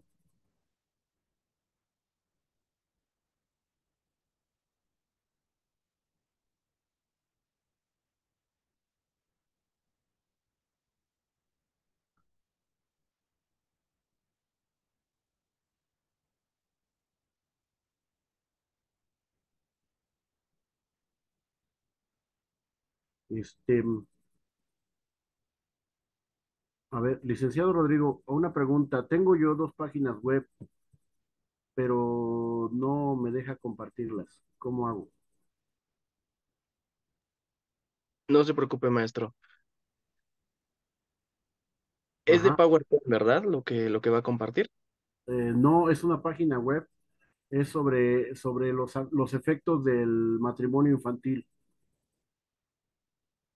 O sea, es el caso, pues, del que habíamos hablado. Correcto, sí, maestro. En la parte inferior dice compartir pantalla. Va a abrir una pantalla emergente y Ah, va a tener por ahí distintas ventanas. Por favor, nada más seleccionar dónde está el caso, le da en compartir y usted ya tiene los permisos. con pantalla emergente. Ujú. Encuentro la pantalla emergente. Pena, opciones. En la parte inferior es un icono verde, dice compartir pantalla.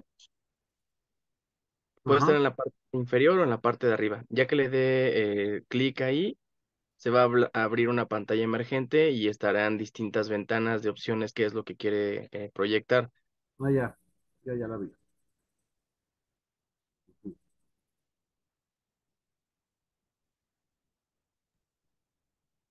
Listo, maestro, ya lo estamos viendo. Ya está bien. A ver, aquí está el caso. Ajá, aquí está el caso primero. Tenemos nosotros el matrimonio. El matrimonio es del gobierno de México, ¿eh? No lo busqué para un caso, una noticia, es del gobierno de México. Lo que dice básicamente es los grupos que tienen, ajá, aquí dice. Una de cada 4 niñas se casaba, dice, siendo niñas, hace 10 años aproximadamente. Hoy, una de cada 5 niñas en la actualidad prosigue con la práctica del matrimonio infantil. Comunidades indígenas en México. Y aquí está, matrimonios infantiles. Ajá. Vemos nosotros una tendencia que pues se generaliza en México, aunque ha disminuido, sigue todavía entregándose. Ajá, y pongo aquí las causas o razones más frecuentes que utilizan la. Uno es la brecha de la desigualdad social. Obviamente esto es derechos humanos. Otro es la pobreza, también es derechos humanos. La desigualdad de género es derechos humanos, machismo, que imponen, ¿verdad? Las normas sociales es derechos humanos, pero es derechos humanos colectivos, sociales y culturales. Es decir, esto es lo que se concentra en el artículo 2. La falta de educación, que en este caso es un grupo vulnerable. Acuérdense, grupo vulnerable es las personas que tienen cuestiones de género, pobreza, falta de educación. Luego los conflictos armados, que son cuestiones propiamente que impiden el sano desarrollo y provoca un riesgo, es decir, la inseguridad. Ajá. De que te maten a que te cases, bueno, pues mejor te entrego al matrimonio y que tu pareja te lleve, tu esposo te lleve a vivir a otro lado. Luego, bueno, vienen los datos cuantitativos y luego viene, estos son los grupos de los pueblos y comunidades indígenas en nuestro país, los que se ha documentado el matrimonio, documentado. Y vean, todavía, es más, hay uno en el Estado de México, ¿verdad? Dice, los tzotzíles y tetzales en Chiapas intercambian o venden a sus hijas por dinero, ganado o terrenos. Los mixtecos o tlapanecos, que entregan a sus hijas a cambio de una dote o para resolver conflictos familiares o comunitarios. Los huicholes de Jalisco, que casan a sus hijas con hombres mayores que las eligen durante las fiestas rituales. Los mazahuas del Estado de México, que pactan el matrimonio de sus hijas desde la infancia o la adolescencia con hombres de su misma comunidad o de otras cercanas. Pactado nada más el matrimonio. Y los nahuas de Puebla, que acuerdan el matrimonio de sus hijas con base a la afinidad entre las familias o el interés económico. Ya tenemos aquí nuestro caso. ¿Qué dicen las comunidades indígenas? Esto es algo muy complejo, pero básicamente lo que dice en todo en este artículo sobre los matrimonios, dice, considera, entre otros casos, dice que, bueno, básicamente es parte de su identidad cultural, que lo dice, identidad cultural. O sea, usos y costumbres, esto es lo que importa. Usos y costumbres, economía, ajá, esto es lo básico, dicen ellos. Aquí ya tenemos una violación. O sea, ya tenemos el caso, vamos a armar la premisa, ¿sí me explico? Con esto, por favor, ténganlo presente porque ahorita lo podemos. No, no se trata de redactar grandes conceptos, yo quiero que entendamos el tronco del concepto. Ajá, a partir de ahí, yo sé que algunos de ustedes saben de derecho y ya comenzamos a estructurar. Y a lo mejor no te vas a ir a defender el caso, ¿verdad? De las niñas, no sé, yo quiero que pienses en este modelo para que lo tengas presente en tu demanda y que siempre estés pensando en derechos humanos en cuestión de amparo. Ajá. Y dice, hay quienes cuestionan esta práctica, ajá, desde una perspectiva crítica y propositiva, para que no sigan en la pobreza ni tú ni tu familia, mejor te casas conmigo y a tu familia le damos dinero y pues mira, matamos 2 pájaros de un solo tiro, tu familia tiene dinero y pues tú pues te haces de un hombre. Ah, bueno, ojo, aquí tenemos derechos humanos, las consecuencias de la vida y la salud de las niñas y los adolescentes. ¿Cuáles son las consecuencias de la salud? Acá, acá están las consecuencias no solamente de la salud, sino las consecuencias sociales. Aquí están revueltas. Uno, aumentan el riesgo de continuar con la violencia doméstica. Pues claro que va a haber violencia doméstica, hay un desfase. Otro, perpetúa la violencia de género, incrementa los riesgos de tener embarazos precoces, no planificados o de alto riesgo. Ya siquiera pensemos nosotros, por ejemplo, con las menores, pensemos en que el cuerpo de una menor no está preparada ni para tener relación sexual, ni mucho menos para tener un embarazo. ¿Y cuántos embarazos durante el parto mueren porque el cuerpo no está preparado, no hay desarrollo completo, etcétera? Eso es prácticamente una violación, una entrega permisiva cultural de la violación. Estamos acá tratando de castigar, ¿verdad? Acá en nuestra ciudad, en nuestro conglomerado citadino, de castigar mucho, de perseguir el abuso sexual y encontramos allá una tolerancia a esto. Aumenta el riesgo de tener hijos con bajo peso al nacer, problemas de salud, imposibilidad de continuar con la educación, se aíslan a las niñas, o sea, su sano desarrollo psicosexual, se aísla de amigos, redes de apoyo, etcétera. ¿Ya? Maestro, perdón, Mande. profesor, otro factor también importante que no se anota ahí es la desnutrición avanzada en que se encuentran las niñas y los niños.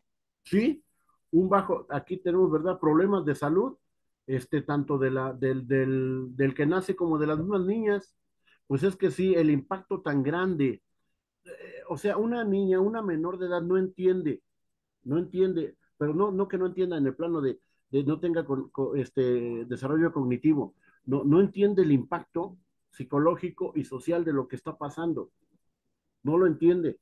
Es una violación grave a su derecho humano. Ahora, yo estoy poniendo esta noticia o este caso, para que nosotros comencemos a elaborar nuestra idea de la premisa mayor y de la premisa menor, de la premisa menor y cuál va a ser la conclusión en nuestro concepto de violación. Pero aparte de eso, o sea, y aquí está todo el daño, aquí es más, aquí está todo el agravio. En esta lista está todo el agravio, aquí está todo lo que daña el acto de autoridad, la omisión del acto de autoridad, aquí está. ¿Sí?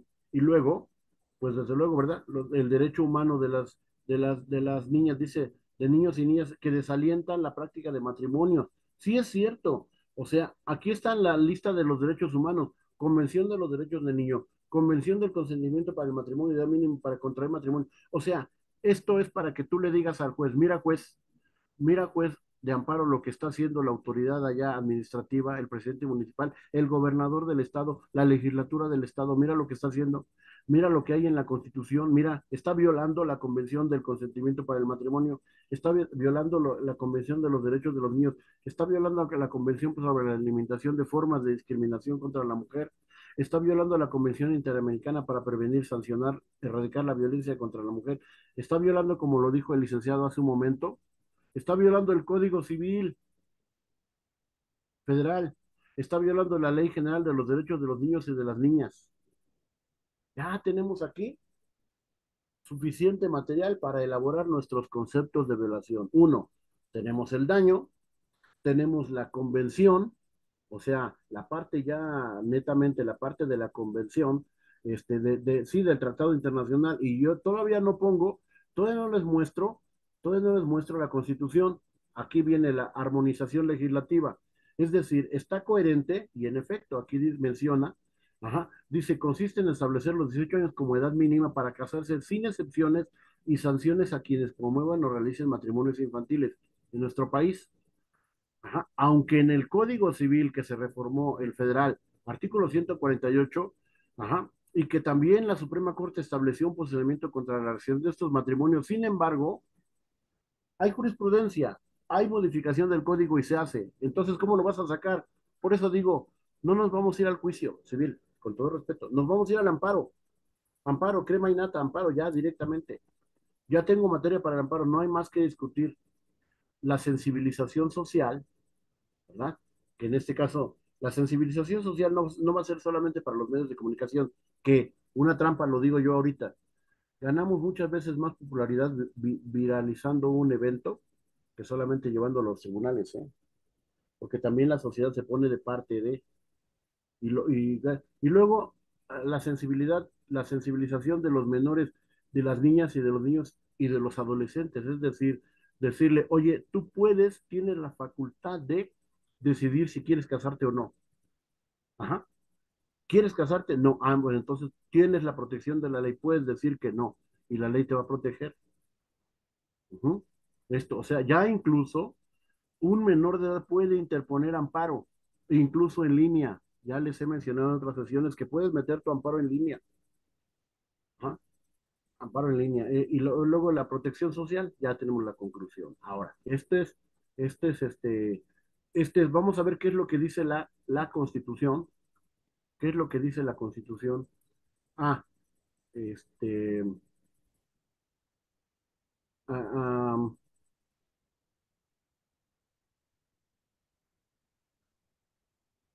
Otra vez compartir pantalla, quedamos en.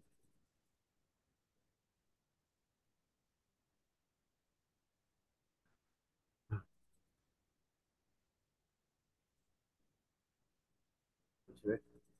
Vean, ¿eh? Ponemos nosotros, ahí está, estoy compartiendo, ¿verdad?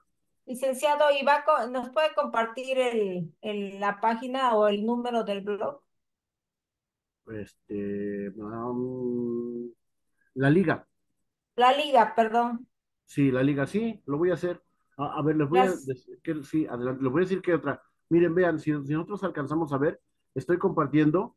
Esta es una reforma, esto es una reforma que se propuso precisamente de esto. El Senado de México aprueba reforma el matrimonio reforma y prohíbe el matrimonio infantil en las comunidades indígenas. ¿De cuándo creen que es? Es del 14 de febrero del 2024. Sin embargo, hasta esta fecha la Constitución no se ha modificado, no pasó la reforma, se quedó en el Senado. Falta que vaya a la legislatura de los estados. Digo yo, ¿no? Esa es una opinión personal, que nace de mi corazón y de mi malestar, ¿verdad? ¿Cómo pasó una reforma judicial muy rápido en un día, pero esta, la de los niños, no pasó? Desde el 14 de febrero. Y miren, iba a quedar así, iba a quedar así.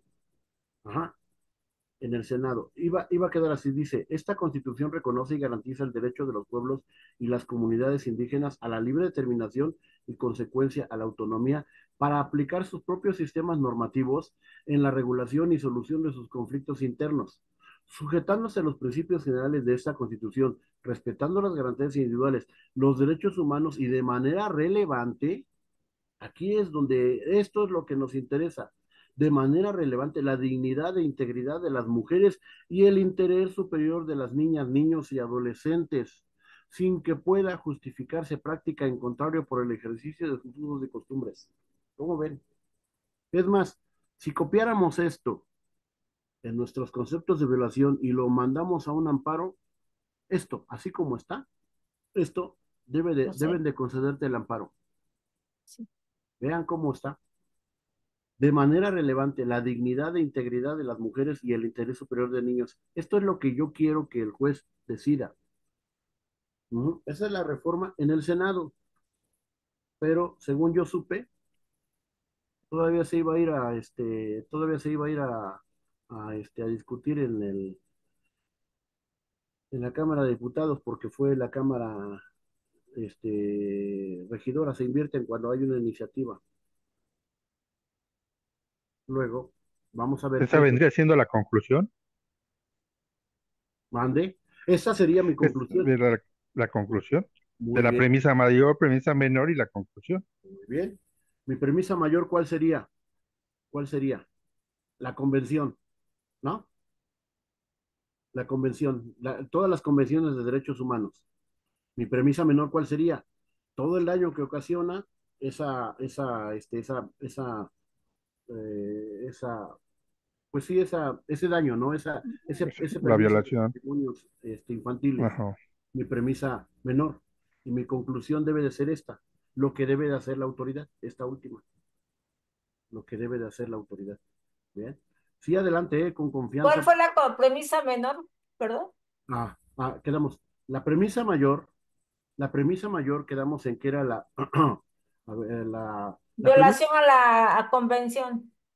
ajá, el derecho humano, el supuesto hipotético derecho humano o la constitución. Mi premisa menor sería el daño, la violación al derecho humano, o sea, el hecho vulnerador, la premisa menor. O sea, todo lo que ocasionó el daño, ¿no? La falta de voluntad, el daño psicológico, el daño, el sano desarrollo psicosexual, social, etcétera, todo lo que les mencioné. Y mi conclusión debe de ser la necesidad de esa protección que sería en este caso, lo que acabamos de poner, ¿verdad? ¿Cómo quedaría la, sí, o sea, la resolución de la Constitución, ¿sí? Eso sería pero vean cómo está la Constitución. Ujú.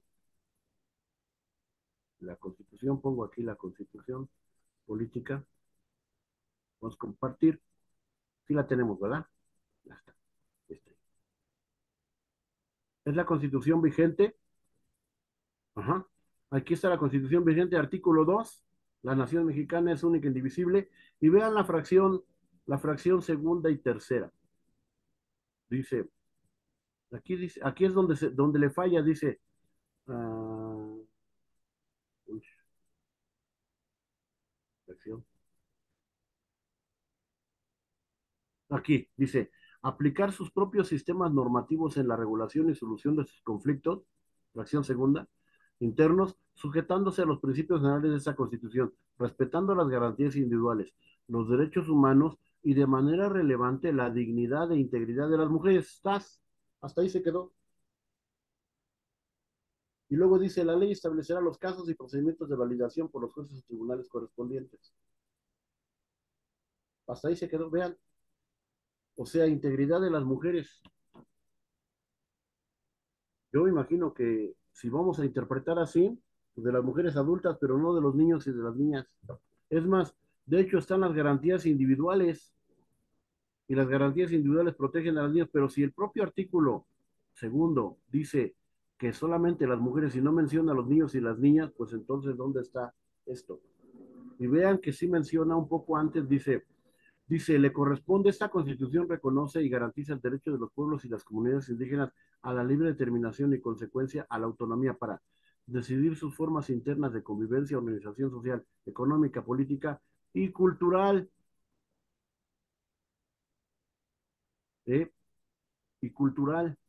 Y aquí está el problema, que por cuestiones culturales echamos a pelear, ajá, eh, eh, este, la organización social, o sea, la base de la sociedad es el matrimonio, bajo la familia, todavía, y entonces y cultural, echamos a pelear los dos conceptos contra los niños, pero como quedamos, el interés superior del menor está por encima de la organización social, el interés superior del menor está por encima de la organización económica, política y cultural. Por eso digo que ganamos amparo. Así quedaría nuestra premisa. Ahora sí, ¿quién me dice cómo quedamos? Si más o menos, no sé. Ahorita me gustó que me hayan interrumpido y que hayan dicho, entonces, ¿cuál sería mi premisa menor, mi premisa mayor? En efecto, ¿sí? En efecto quedaría así. Si alguien quiere más participar, voy a cambiar eh, alguien quiere participar con respecto a nuestro,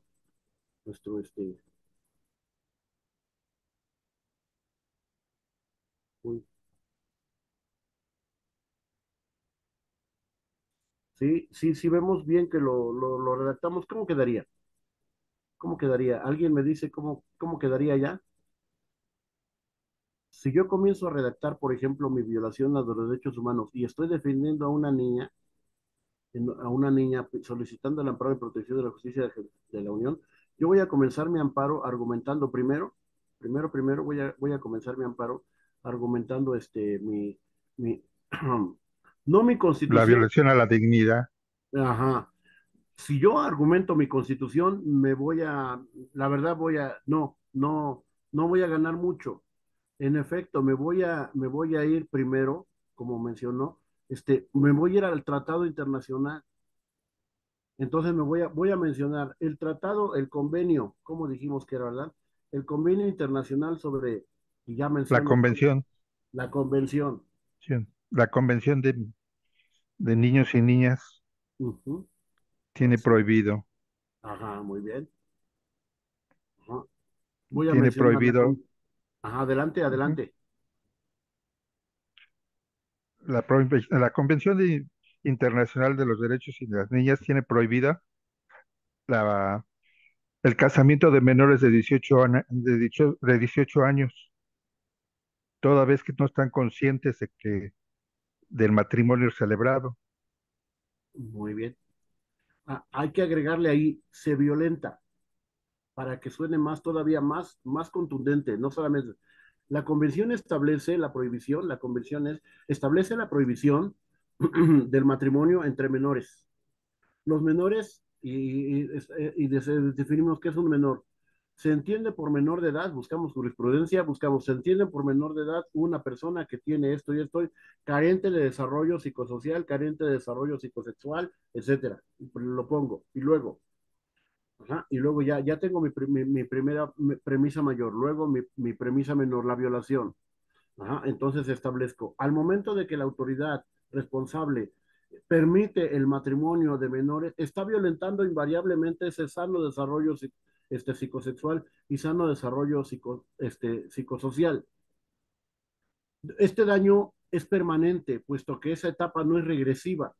La etapa de crecimiento y desarrollo no es regresiva, es paulatina. Y tal motivo va a ocasionar con el tiempo un daño irreparable en su desarrollo como ser humano.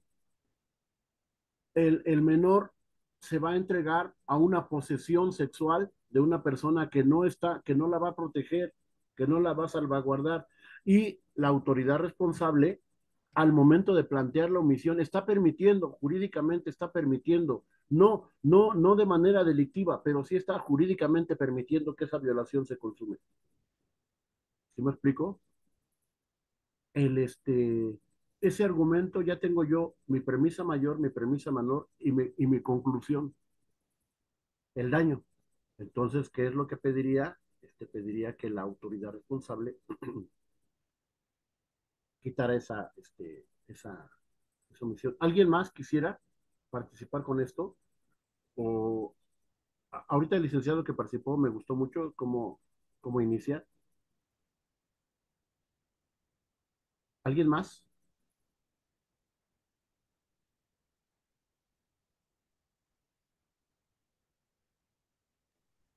Adelante, los invitamos a que participen, ya estamos llegando al final de la sesión. Es pues la parte práctica, queremos que se vayan con la información clara. Si algo durante todo el desarrollo del curso no quedó por ahí claro, pues con todo gusto este es el momento. Les recordamos también que les vamos a estar enviando todo el material que se proyectó para que también ustedes puedan darle una nueva leída. Cualquier información que no haya quedado por ahí muy clara, con todo gusto se pueden poner en contacto con nosotros y les estaremos dando seguimiento. Entonces, pues, los invitamos a participar. La ventaja de este grupo, que es un grupo pequeño, podemos todos participar. Aquí se vale preguntar, decir no sé, no entendí. Ese es el objetivo de este taller, que podamos ir desarrollando estas habilidades de redacción, que podamos comprender, que nos vayamos contentos, que nos vayamos con la información clara y podamos aplicarla en nuestro desarrollo profesional. Entonces, nuevamente les hacemos la cordial invitación a que puedan participar. Si tienen algún tema con el micrófono, no se preocupen, con todo gusto también pueden utilizar el chat y les estaremos dando lectura. Entonces, alguien quiere participar, algo no quedó claro del material que se proyectó, se les va a mandar por correo electrónico su constancia, el material de estudio y también las ligas de acceso a lo que el maestro Benjamín estuvo proyectando. Ahí en el chat se les hizo llegar también el acceso de la página del Gobierno de México para que también puedan revisar toda esta información que el maestro nos estuvo proyectando. Entonces, ¿alguien gustaría participar? ¿Tienen alguna duda? ¿Algo que no haya quedado claro? Adelante, este foro es de ustedes. Maestro, yo le puedo hacer una pregunta de un tema de pensión alimenticia. Ajá, sí. Bueno, es en relación a que la antes menor hija ya es mayor de edad desde hace, bueno, tiene 28 años y no se ha, la autoridad, el juez no ha cancelado la pensión alimentaria. Ahí puedo, meter un amparo. Mm, todavía Eh, eh, no. Ajá. Todavía no, primero, ahí sí tengo que enterarle primero a la autoridad porque ahí hay varias partes. Ahí la Principio de violación, definitividad. digámoslo así, no es de la autoridad, sino es una relación jurídica entre dos personas.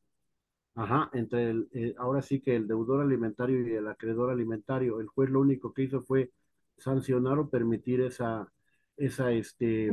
ya se le notificó a la deudora alimentaria. entonces tendría que agotar esa parte del recurso. La Porque el amparo, cancelación. ajá, si hubiese Sí, una sí, es de violación, cancelación. ajá, Tienes sí, que hacer la cancelación directamente. Ajá. para que se pueda llevar a Pero, cabo. pero aún la autoridad, el juez ahora está juzgando con equidad de género y dice que piden hasta estudio psicológico para el señor. Entonces, pues eso ya no debe, ya no aplica, ya se los hizo saber el DIF y pidió informes a la bancaria, al ISSSTE, al IMSS, como es en el Estado de México, al IFREN y todas esas autoridades, a ver si no tiene bienes, pero pues más bien él ya cumplió y de sobra, pero vamos a pedir el regreso del excedido. Ya la señorita ya tiene carrera profesional, ya trabaja, pero la autoridad pues insistió en que se tenía que ver la cancelación con perspectiva de género, a ver si ella no vivía en una zona de alto índice de pobreza, no, lo cual no va por ahí, Sí. pero pues ya 4 años y no la puede cancelar. Ay, es No han, mucho. no han contestado las autoridades para que rindan su informe, no obstante, previos recordatorios, en fin. Ah, voy a mencionar lo que siempre menciono en amparo, por eso me gusta más el amparo, siempre. La autoridad cuando así nos cansa con respecto a respuesta y respuesta y respuesta, yo lo que le enseño a mis alumnos y siempre a todos les digo, provoca el amparo, provócalo, provócalo porque la autoridad va a estar así con hay veces una burocracia de que no contestes, es que necesitamos esto, necesitamos este oficio. Provoca el amparo, agota el recurso y provoca una violación de procedimiento y ve al amparo. Pero Sí, ahí es de amparo directo. si hablamos de amparo directo contra la resolución, acuérdense que atendemos al principio de definitividad y si hablamos en amparo indirecto con respecto a violaciones de procedimiento que sean de imposible reparación, para que Sí, no nos agote, no tengamos que caer en eso. Pero sí hay que provocarlo porque cuando hablamos de 4 años quiere decir que pues va a decir una aceptación implícita y desde luego, aunque la perspectiva de género, que sí es cierto, es válida, pero la autoridad tiene que reunir ciertos elementos y si esos elementos no los ha reunido, entonces por ahí nos iríamos, hay que estar metiendo recursos, no nos quedemos con la idea del juez de primera instancia, hay que meter recursos y si el recurso me lo resuelven, entonces es donde yo puedo interponer mi amparo, ya sea en el procedimiento o mi amparo de manera definitiva, sí. contra resolución definitiva.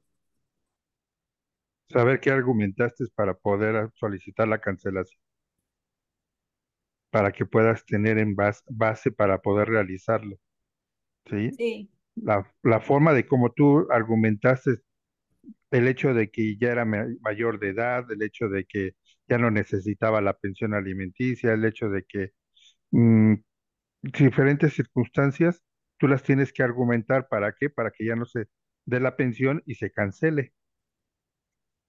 pero Sí, eso así es. ya sería en el amparo, ¿no? No, no, No, ahorita, eso es lo que tuviste que haber realizado. exacto. Sí, metí dos, impugné en 2 ocasiones, pero me lo inadmitió Sí, es una otra vez yo juez. digo, esas impugnaciones o recursos que se hicieron, yo quiero verlos en el amparo, porque muchas veces nos viene la resolución del recurso y no vemos Sí, el amparo. ok. Yo quiero que la Yo autoridad, soy apenas, soy egresada, soy una persona adulta mayor, pero hace 2 años que terminé, tengo poca experiencia, pero le he hecho muchas ganas. no, no, sí, qué bueno, y adelante. Pero también, por eso es que estamos en estas conferencias de amparo, pláticas de amparo, talleres de amparo, porque yo insisto, para mí la trascendencia, estamos hoy en día en la mejor posición porque los derechos humanos se han, como quien dice, convalidado para nuestro sistema jurídico y algunas veces en las universidades nos enseñan a que debemos de continuar con el procedimiento civil, familiar, etcétera, pero también hay que buscar la perspectiva del amparo. En este caso, Sí, como menciona el abogado, si ya se hizo valer, entonces hay que provocar el amparo. Una de esas resoluciones tiene que tener cabida en el amparo. ¿Me explicó?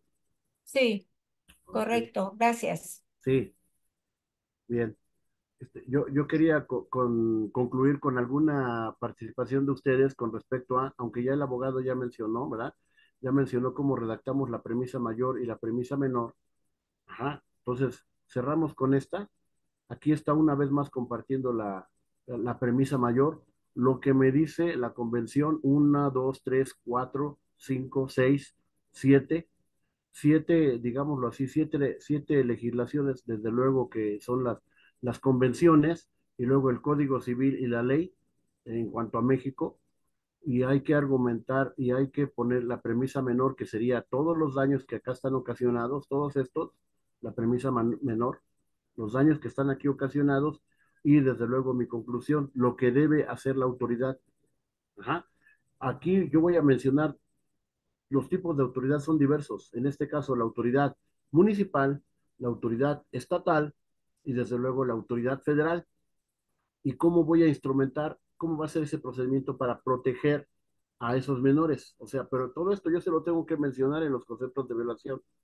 Yo le voy a dar en mis conceptos de violación, yo voy a dar como instrucciones, entre comillas, a la autoridad para que él haga lo que yo le estoy pidiendo. Esa es mi causa de pedir que yo mencione. Y la última que no se nos olvide, en efecto, la perspectiva que nos da hoy en día, la perspectiva de género, el interés superior del menor y todo ello son bases de nuestro amparo. No nos quedemos solamente con el procedimiento local, el procedimiento de nuestro país. Es necesario siempre estar invocando los derechos humanos.